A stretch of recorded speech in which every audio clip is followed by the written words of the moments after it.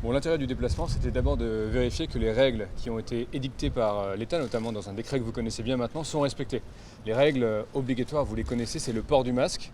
Et ici d'ailleurs, comme dans les gares, comme dans les métros, le port du masque est très largement respecté. Le directeur d'ADP me disait que plus de 90% des personnes arrivent dotées d'un masque. Il y a des masques d'appoint, environ 500 ont été distribués à la fois au personnel et aux passagers sur les 6000 qui fréquentent aujourd'hui la plateforme. Donc respect du port du masque, obligation aussi d'avoir du gel hydroalcoolique partout, et cela est respecté.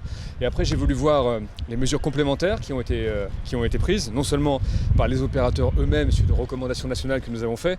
Vous connaissez ces mesures, neutralisation d'un siège sur deux quand c'est possible, marquage au sol, distanciation sociale et toutes les mesures que vous connaissez maintenant parfaitement. Et puis il y a aussi des initiatives qui ont été prises par les opérateurs. Je pense notamment à ce qu'on vient de voir à l'instant sur l'expérimentation de caméras thermiques à l'arrivée qui permettent de détecter une personne dont la température est supérieure à 38 degrés et qui l'oriente vers le système sanitaire qui lui permet de bénéficier d'un test de manière à sécuriser cet environnement. Et je pense qu'ici, comme d'ailleurs dans les gares, comme dans des trains, comme dans les transports en commun, on peut s'apercevoir que la sécurité sanitaire, c'est bien la succession de ces mesures de contrôle, de vigilance, qui permettent de créer cet environnement contrôlé et effectivement, comme vous le disiez, la confiance. Et donc c'est particulièrement important. Pour relancer le transport aérien. Je pense qu'il faut vraiment se dire qu'on est dans deux phases. Pas que le transport aérien, le transport de manière générale. On a une première phase qu'on connaît actuellement. Déconfinement depuis le 11 mai et qui va jusqu'au 2 juin, dans un moment sanitaire fragile. Là, il faut vraiment absolument renforcer ou en tout cas être au plus haut du niveau de protection sanitaire possible. Et d'ailleurs, nous le faisons.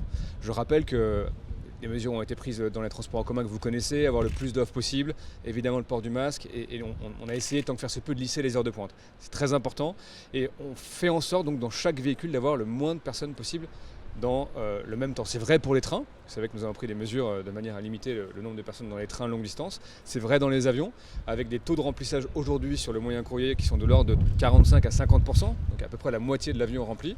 Et j'ai demandé à Air France d'être extrêmement vigilant sur le sujet. C'est vrai évidemment sur les vols long courrier, avec des vols remplis à peu près à 30%.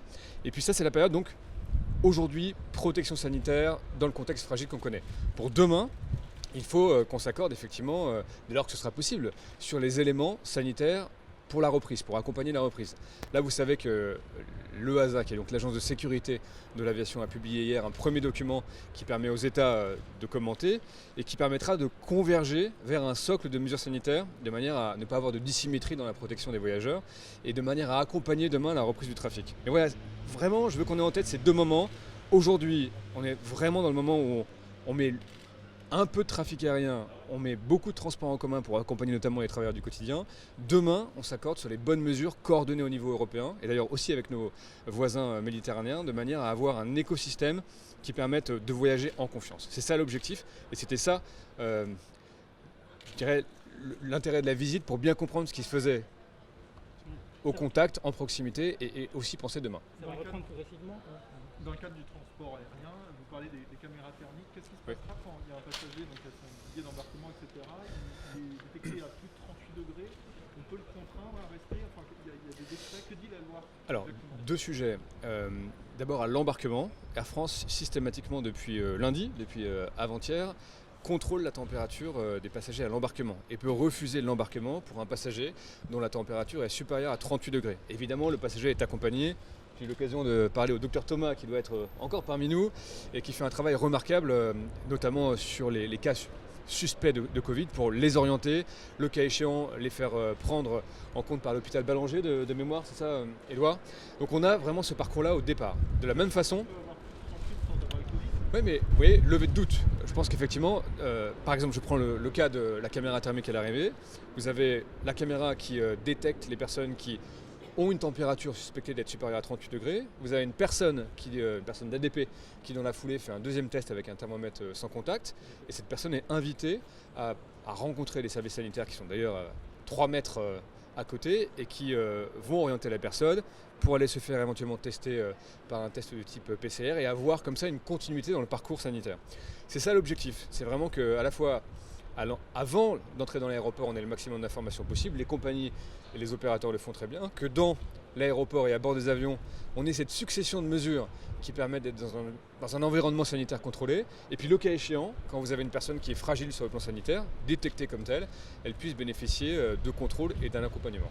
Est-ce que vous pouvez prendre des mesures plus contraignantes? Là, la personne est invitée effectivement à se faire contrôler, à se faire tester, mais elle n'est pas obligée de le faire, donc elle peut quitter l'aéroport sans la moindre restriction. Est-ce que vous pourriez prendre des décisions plus Oui, mais vous savez, je pense que dans toute stratégie humaine, il y a à la fois la contrôle et la confiance. Je l'ai déjà dit, mais je le répète ici.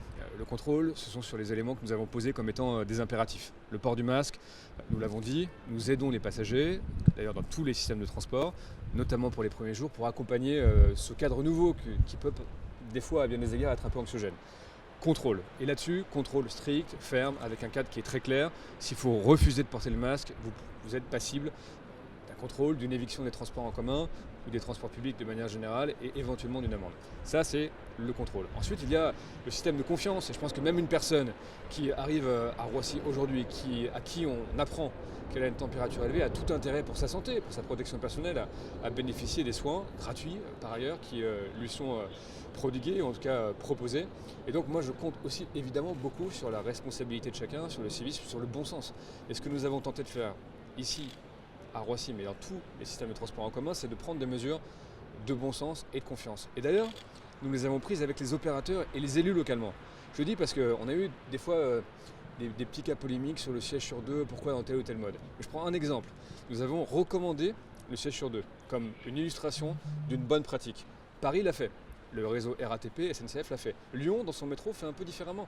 Parce qu'il estime qu'avec des sièges côte à côte, il estime qu'avec des procédures de régulation des flux, il arrive à produire le même niveau de sécurité sanitaire. Donc moi, je fais confiance à ceux qui connaissent le terrain, à ceux qui nous disent que la bonne procédure, c'est celle-là. Évidemment, l'État contrôle. Et quelque part, aujourd'hui, c'était une forme de...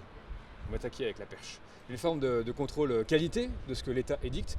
Mais moi, je fais pleinement confiance aux opérateurs et aux élus, qui bien souvent organisent les transports aussi, pour prendre les bonnes mesures et les faire adapter au jour le jour, parce que, on va se le dire, ces événements sont totalement inédits. On apprend aussi en marchant, on apprend en regardant ce que font les autres. J'étais hier avec mon homologue britannique, qui, comme vous le savez, mettent en place des mesures aussi contraignantes que les nôtres, et donc on échangeait un peu ces premiers retours d'expérience. On parlait évidemment beaucoup avec mon homologue italienne qui a subi une crise très, très profonde et très dure, et qui elle aussi commence à aborder le sujet de la suite, comment voyager en sécurité. Et donc tout ça se fait en confiance, en coopération, et évidemment il y a une échelle européenne qui est pertinente, parce qu'on sent très bien que si des pays ont des mesures très dissymétriques ou ne pratiquent pas des mesures réciproques, on aura du mal à repartir en sécurité tous ensemble. Il y a un impact sur l'emploi forcément avec ce qui se passe en ce moment où Airbus est en train de préparer un plan. Est-ce que ce sont des choses qui vous inquiètent aussi pour l'avenir du savoir-faire français et surtout pour ce qui va se passer dans les semaines qui viennent? Bon, d'abord, il y a un impact sur l'emploi, mais l'État a répondu présent dans tous les secteurs. Dans tous les secteurs. Vous avez eu ces chiffres, plus de 12 millions de salariés du privé français étaient pris en compte par le chômage partiel ou l'activité partielle. Donc l'État a répondu présent pour sauver des centaines de milliers d'emplois, pour les sauver. Le sujet de la suite. La suite, c'est d'abord effectivement résister économiquement, c'est tout le sujet autour des soutiens multiples aux entreprises, et puis repartir. Airbus, vous les citez, subit une perte de chiffre d'affaires d'activité d'environ un tiers, et cette perte s'annonce durable, au moins 2 ans. Et vous avez raison de dire que l'aéronautique, comme d'autres secteurs d'ailleurs, le tourisme, sont tout à fait essentiels pour notre pays. Nous avons aujourd'hui, sous l'égide du Premier ministre, une réunion qui porte justement sur le plan de soutien spécifique au tourisme, et c'est au travers à la fois des mesures générales, des plans de soutien spécifiques au tourisme, à l'aéronautique, à l'automobile, bref, des filières qui sont quand même aussi des filières d'influence française, d'excellence française, avec beaucoup de compétences, que nous arriverons à rebondir dans le second temps de cette crise, en tout cas dans l'après-crise. Et c'est ça qu'on essaie de réaliser. C'est pas simple, hein, tous ensemble, et ça veut dire en tout cas être lucide sur ce qui se passe, et faire confiance aux chefs d'entreprise pour mener, en lien avec les syndicats, les bonnes discussions. Je prends l'exemple d'Air France. Vous savez que Ben Smith a annoncé une discussion avec les syndicats en transparence sur l'ajustement éventuel en emploi. Ça ne passe pas forcément par des licenciements, ça peut passer par des plans de départ volontaires, par des départs anticipés, mais en tout cas, il faut avoir ces discussions, parce que je me rappelle de la crise de 2008, où notamment Air France, pour prendre ce cas-là, puisque nous sommes aujourd'hui à Roissy, avait tardé à ajuster l'emploi. Et alors que le British Airways, Lufthansa le faisait de façon assez volontaire. Et bien Air France a subi pendant les 10 années suivantes les concurrences, la moindre performance économique, et je pense qu'il faut faire confiance d'abord au dialogue social et prendre les bonnes mesures de manière à ce que la France, dans 2 mois, dans 3 mois, quand nous serons repartis, elle soit en capacité de très rapidement reconquérir et d'être solide parce que le monde est tel qu'il est. Je pense qu'il y aura des changements, y compris un peu philosophiques. On a pu parler d'une plus grande régulation sociale et moi ce sont évidemment des mouvements que j'appelle de mes voeux parce que je pense qu'il y a eu des excès de la mondialisation et quelque part, y compris dans ce secteur aérien, on est vraiment allé au-delà de ce qui était souhaitable dans ce modèle extrêmement libéral et à bien des égards générateur de dumping social et fiscal. Il faudra corriger ça. Mais ça passe aussi par cette phase-là de résistance et de reconquête avec une stratégie française et européenne, mais singulièrement française. Merci à vous, Merci. bon courage, protégez-vous.